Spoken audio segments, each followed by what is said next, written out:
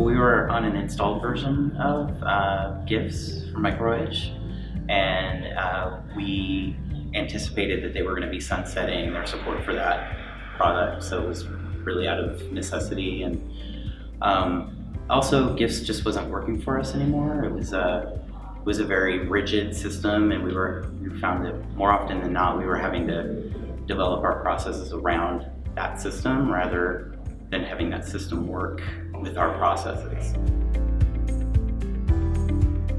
First, a software that was malleable or configurable enough to work the way we wanted to work with our current processes, and then that was also dynamic, that could be changed as our processes changed.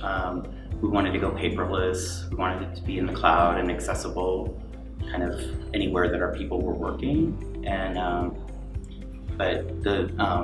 and just the workflows were the biggest thing that we were looking for, just more automation.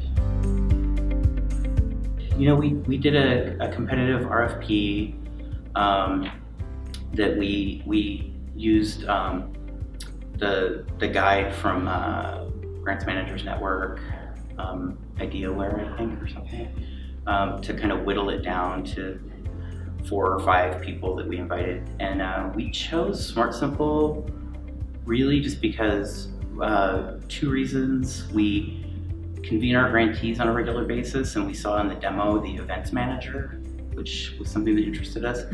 And we just, because we were getting into a long-term relationship, we just felt most comfortable with the people we met from SmartSimple versus the others.